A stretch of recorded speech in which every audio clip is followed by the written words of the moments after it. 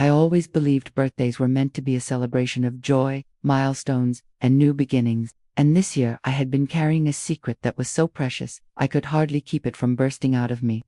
From the moment I found out I was pregnant, I imagined the perfect scenario in which I would share the news with my loved ones, and the idea of announcing it at my birthday party seemed like the most magical way possible. I pictured my parents' eyes widening in shock, my friends screaming with excitement, and my fiancé's proud smile as he wrapped his arm around me, announcing to everyone that we were stepping into a new chapter together. That image played in my mind on repeat like a movie I couldn't stop replaying. And as the day of the party drew closer, I planned every detail down to the last ribbon and candle. The cake, decorated in soft pastel colors, had a hidden inscription inside that read "Baby on the way," something no one would expect until I cut into it. I even rehearsed what I would say in front of the mirror, imagining the gasps, the cheers, and the hugs. My heart swelled with so much anticipation that I could hardly sit still the night before. I wanted this to be the happiest birthday of my life, not just for me but for everyone who loved me. Because this wasn't only my story anymore, it was about the little heartbeat growing inside me. But as fate often has its cruel way of twisting perfect plans into something unrecognizable, I never could have prepared myself for what my fiancé had in store. You see, life has a way of dropping bombs when you least expect it, and while I wanted to announce the beginning of life, he was quietly holding onto something that would bring everything crashing down. Looking back now, I should have noticed the small signs, the way he sometimes pulled away when I talked about the future, how he brushed off conversations about moving to a bigger place, or the way his eyes seemed distant when I reached for his hand. But in my excitement, in my overwhelming love, and the innocence of my dreams, I ignored them, chalking it all up to stress or exhaustion. After all, he had always been the man who made me feel safe, who promised forever under the stars, who told me we were a team no matter what. So when I welcomed my guests that evening with a wide smile and laughter bubbling out of me, I had no idea that while I was preparing to give everyone the happiest news of my life, he was preparing to give me the most devastating shock I had ever known. The music was playing, the decorations glowed softly in the warm lights, and the smell of food filled the air as people gathered to celebrate me. I remember glancing at him across the room, expecting to see pride in his eyes, but instead, I caught something else, something I couldn't name yet. A shadow, a heaviness, a secret he was carrying so tightly that it was already beginning to suffocate the joy I thought was ours. And that was the beginning of the night where my dreams unraveled right in front of everyone.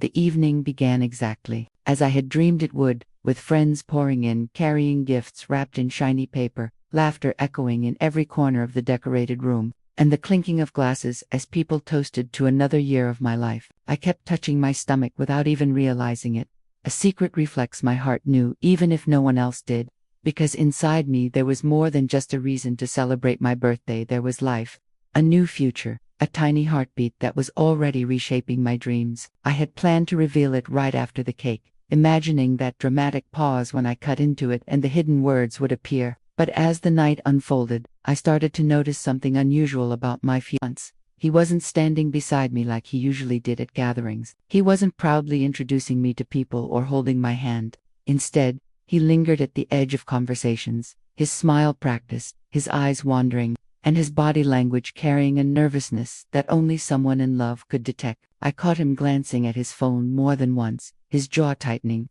his fingers fidgeting, as if he was bracing for something. At first, I thought he might have planned some surprise for me too. Maybe a proposal in front of everyone, or even something silly like a slideshow of our memories. After all, that would have fit perfectly with the moment I was building in my head. 2 announcements of love and life at once. But a strange tension hung between us, invisible to the others, though it weighed heavily on my chest. When I finally walked over to him, gently touching his arm and whispering if everything was okay, he gave me a quick smile that didn't reach his eyes, saying, "Of course, just tired from work." I wanted to believe him. I truly did, because believing him meant I could hold on to my fairy tale a little longer. But deep inside, something stirred uneasily, a quiet alarm bell muffled by the joy and noise of the party. As people laughed, danced, and took pictures, I found myself watching him more than anything else. Like he was the puzzle piece I couldn't quite fit into the perfect picture I was painting. The hours ticked by, and the moment I had been waiting for finally arrived. the lights dimmed. The candles on my birthday cake flickered as everyone sang the familiar tune. And I closed my eyes to make a wish.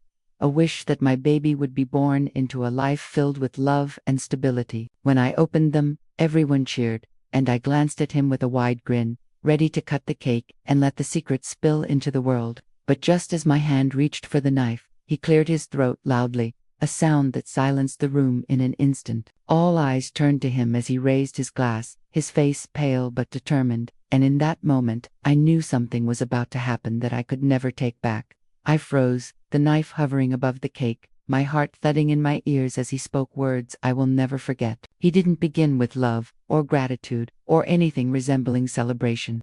Instead, his voice cracked as he announced to everyone, "I can't keep this inside any longer. I need to be honest tonight." The chatter in the room died, the air thickened, and I felt a chill run down my spine. My friends exchanged glances, my parents leaned forward in confusion, and I gripped the knife so tightly my knuckles turned white. Every fiber of my being screamed at me that this was not the announcement I had planned, that this was not the way my night was supposed to go. But I couldn't stop it. I couldn't turn back time. I could only stand there, trapped between the joy I wanted to give and the devastation I was about to receive. The silence deepened as his words cut sharper than the knife in my hand. Words that carried the weight of betrayal, shattering my carefully constructed dreams in front of everyone I loved. The moment his voice trembled with that opening line, my heart sank into a pit I didn't know existed, a dark place where fear and disbelief twisted together into something unbearable. Everyone's faces turned toward him, expectant yet puzzled, because in the middle of my birthday celebration no one expected the spotlight to shift in such a strange, heavy way. I stood frozen by the cake, the glow of the candles flickering across my face, highlighting my forced smile that was beginning to fade as his eyes darted nervously across the room. He took a deep breath, and in that pause, the entire party seemed to hold its breath with him. Then the words fell from his lips like stones dropping into a still pond, sending ripples that would never settle again. "I'm sorry, but I can't marry you," he said, his voice breaking as he avoided looking directly at me. Gasps erupted. From the crowd, someone dropped a glass that shattered against the floor, and my mother immediately covered her mouth in shock. My father stood, his jaw tightening, but I couldn't move. It felt like time froze around me, like I was trapped inside a nightmare that everyone else could see but I couldn't wake up from. The knife in my hand felt heavier, the cake, in front of me, a cruel symbol of the happiness I thought I was about to share. My ears rang with the weight of his words, my throat tightened until I could hardly breathe, and all I could manage was a whisper, trembling and fragile. "What did you just say?" He swallowed hard, his eyes finally meeting mine with guilt swimming in them, and repeated, "I can't marry you. I've been hiding it, and it's wrong to keep pretending in front of all these people when my heart isn't where it should be." My chest burned, the room spun, and I felt my knees weaken as whispers spread across the crowd like wildfire. Friends exchanged shocked looks, some shaking their heads in disbelief, others staring at me with pity. My birthday, my moment, my carefully planned announcement of life and joy, had just been hijacked and destroyed in front of everyone I loved. I wanted to scream at him, to demand how he could do this here, tonight, in this way, but my voice refused to cooperate. Tears pricked at my eyes, blurring my vision, but I refused to let them fall. Not yet, not in front of everyone, not while I was still trying to make sense of the wreckage he had dropped onto my heart. Then, as if his words weren't cruel enough, he added another layer, one that broke me in ways I didn't think possible. "There's someone else," he confessed, his voice shaking, and the room erupted again with gasps and murmurs. My body went cold, my blood drained from my face, and I felt the entire world tilt beneath me. He wasn't just leaving me, he was betraying me. Betraying the life we had built together, the dreams we had whispered to each other late at night, the promises we had etched into the very fabric of my being. My friends glared at him, some muttering under their breath, while my father took a step forward, his anger barely contained. My mother reached for me, her touch soft and trembling, but I couldn't move toward her. I was trapped in the middle of a storm, with everyone watching, my secret joy still hidden inside the cake that now seemed ridiculous, irrelevant, cruel. I wanted to scream at the universe, at him, at myself, for not seeing the signs, for believing in a fairy tale that had crumbled in front of an audience. I wanted to shout that I was pregnant, that while he was walking away from me, I was carrying his child. that this moment should have been about new beginnings, not brutal endings, but the words stuck in my throat, choked by the shock and betrayal, consuming me. And so I stood there, trembling, broken, humiliated, as my fiancé, no, as the man I thought was my forever, took my birthday, my announcement, my joy, and turned it into a public execution of my dreams. The silence that followed his confession wasn't really silence at all. It was the sound of 100 different emotions colliding in one room. The shocked whispers of my friends, the sharp intake of breath from my relatives, the angry murmurs from people who had believed in us as a couple, and the crushing weight of my own heartbeat pounding so loudly I thought it might burst from my chest. My mind couldn't process it all at once. It was like being struck by lightning and drowning in a flood at the same time, blinding pain mixed with suffocating disbelief. I stared at him, this man I had loved with every fiber of my being, the man who had promised me forever, the man I was carrying life with inside of me, and I felt like I was staring at a stranger. His words echoed in my head over and over, louder each time. I can't marry you. There's someone else. Each repetition tore through me like a blade, shredding every memory, every late-night laugh, every whispered I love you we had ever shared. My hands trembled so badly that the knife I was holding slipped from my grip and clattered onto the floor, startling even more gasps from the room. The sound of it felt like the punctuation to my broken fairy tale, as if even the universe was underlining the fact that this night was no longer mine. My mother rushed to my side, her arms wrapping around me, her whispered comfort trying to reach me through the fog of pain. But her words, gentle as they were, couldn't soothe the tornado inside me. My father's face was red with fury, his voice booming as he demanded, "How dare you do this to her here, in front of everyone? Do you have no shame?" My fiancé, no, not mine anymore, just stood there, his glass trembling in his hand, his face pale and wet with sweat. He stammered something about honesty, about not wanting to lie anymore, about it being better to tell the truth than to live a lie. But every word out of his mouth felt like poison to me, because truth without compassion is cruelty, and cruelty, delivered in front of the people who loved me, was humiliation at its cruelest form. The crowd began to shift, some people glaring at him, others whispering pity toward me, and I felt like I was on display in a circus I never agreed to perform in. My carefully decorated cake, still glowing with unblown candles, sat untouched, a mockery of the announcement I had been planning for weeks. Inside it, the words "baby on the way" were hidden, a secret that now felt impossible to reveal. How could I announce life when the man responsible for it had just announced betrayal? How could I speak of joy when my world had just been shattered in front of everyone I loved? The urge to scream, to sob, to collapse onto the floor consumed me, but I forced myself to stand tall, even if my insides were crumbling into ashes. My mother whispered, "Let's go, sweetheart. You don't need to stay here." But a part of me refused to move. I wanted answers. I wanted to hear him explain how the man who once promised me everything could now throw me away so easily, as if I were disposable. I wanted to ask him if he knew about the baby, if he realized the depth of the devastation he was causing, not just to me but to the innocent life that was tied to us both. But my lips wouldn't form the words, and my throat was so tight I thought I might choke on the silence. He shifted uncomfortably under the weight of everyone's stares, his shoulders hunched, his eyes darting anywhere but at me. And for a fleeting moment I wondered if he regretted the timing, but then, with a steadiness that made my blood boil, he muttered, "It had to be said. It had to be said." Those words were nails in my coffin, the final reminder that in his eyes, my feelings, my humiliation, my dreams meant nothing compared to his need to unburden himself. And that's when the tears finally broke free, hot and endless, streaming down my face as I clung to my mother's arms.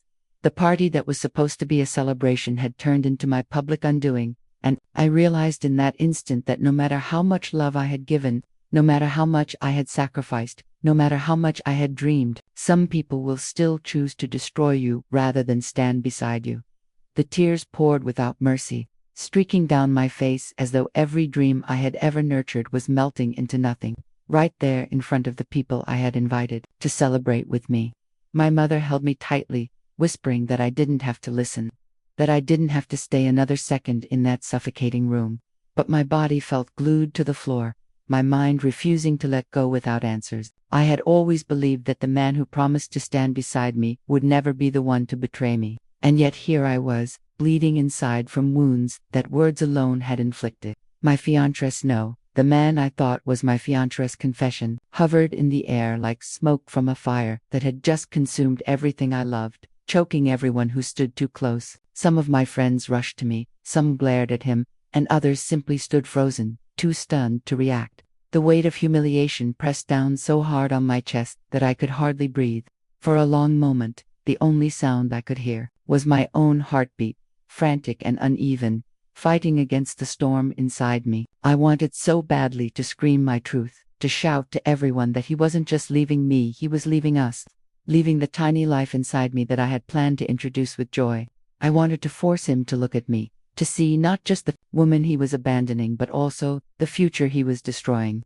My lips parted, and I almost blurted it out, almost told the room that I was pregnant, that while he was announcing betrayal I was carrying his child, but the words stuck in my throat, because suddenly, a cruel realization hit me. Announcing it now would only tie me to him, in their eyes, as if my value was still connected to the man who had so carelessly shattered me.